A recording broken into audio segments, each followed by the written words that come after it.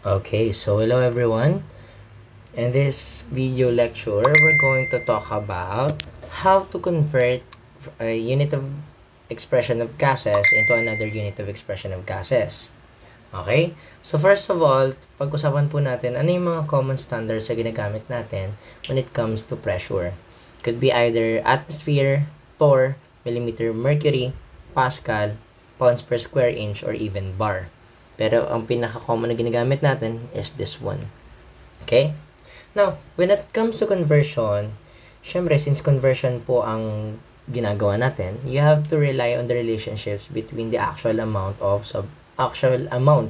given units ng ating different units of pressure. Okay? And that we relate them sa kung ano yung given at the same time your desired unit. Okay? So, kapag meron kang given na atmosphere and you need to convert into Pascal, you need to identify ano yung conversion factors or the relationship between the atmosphere and Pascal. For example, in this case, tulad nito.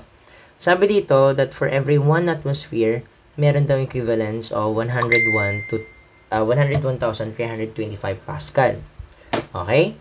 The same goes for Pascal to kilopascal. Ito daw po yung equivalence niya. For a 1 torr into millimeter mercury. Okay? And as for the millimeter mercury to Pascal. So, using these conversion factors, pwede na po natin ma-relate yung mga given amounts of substances kapag ka mag-convert ka ng units. Okay. So, let's make an example. So, I have here a problem. Ang sabi dito, a gas cylinder contains oxygen at a pressure of 725 torr. Convert this into Pascal. Now, ang sabi sa ating given is that you have a 725 torr.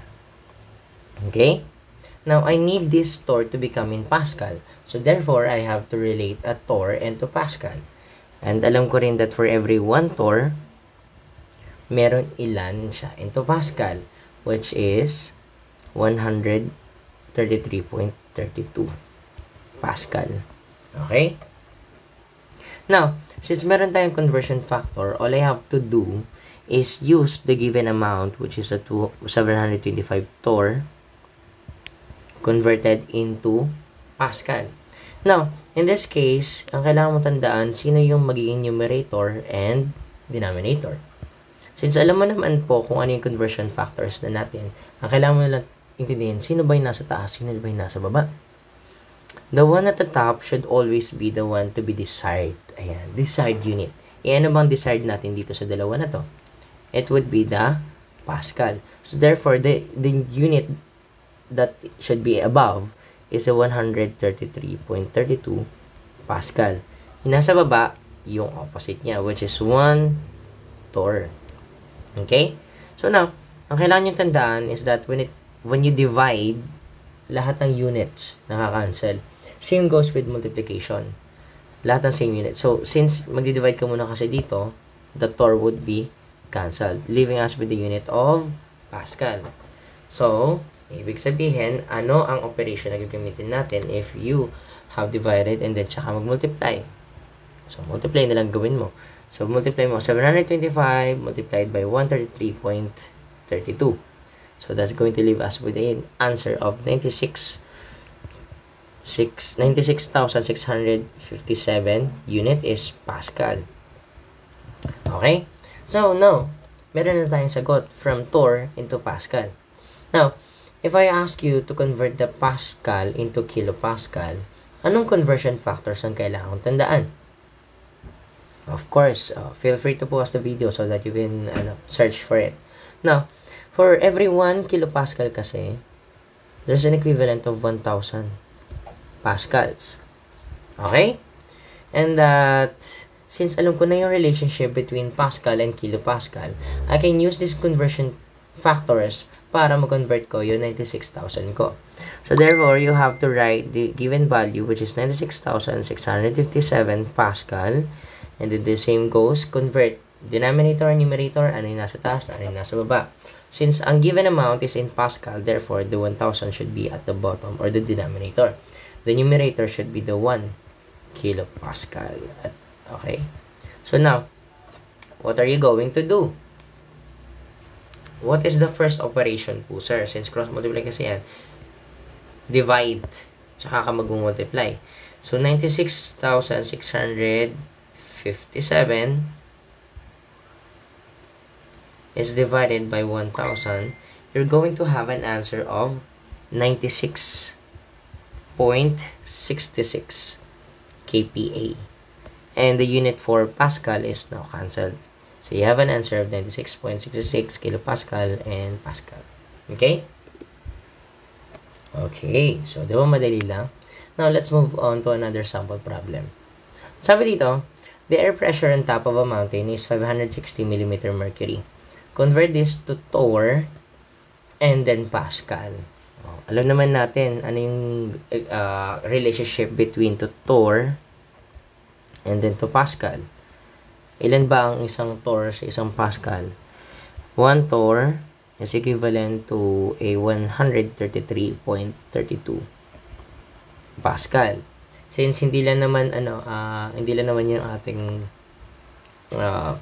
hindi lang naman yung relationship na kailangan kong gamitin. So therefore, kailangan ko rin yung millimeter per mercury. 1 millimeter mercury. Ano ang kailangan kong i-convert muna before going to Pascal? That should be torr. Ilan po yung 1 millimeter mercury sa torr? That should also be 1. Okay? So now, using these conversion factors, we can convert the given amount of 560. Okay?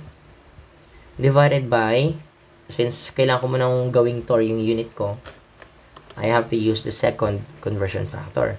The denominator would be the millimeter mercury, and then the numerator would be the 1 torr. So, ibig sabihin, yung 560 na yan, from millimeter mercury, magiging torr. Torr. Okay? Now, since nakuha ko na yung torr, hindi pa nagtatapusan ng aking problem. I need to convert this torr into Pascal. Since I know the conversion factor from torr into Pascal, I can use this relationship para convert yung given amount, which is from 560 torr converted into Pascal. What is the denominator and the numerator? The denominator would be the 1 torr, and the numerator would be the 133.32 Pascal. So, what is the answer? So, the answer should be 74,659.2 Pascal. Cancel ang ating torr, leaving us with the units of Pascal. Now, if I ask you to convert the 74,000 into kilopascal, paano natin siya gagawin? Well, of course, you have to use the given amount. 659.2 cross multiply that for every 1 kilopascal, there should always be 1,000 Pascal. So, ibig sabihin nun, divide lang natin siya by 1,000. And it's going to leave you with an answer of 74.66 kilopascal. Cancel lang ating PA. Walang PA. Ayan. And that's just about it when it comes to conversion of gas units.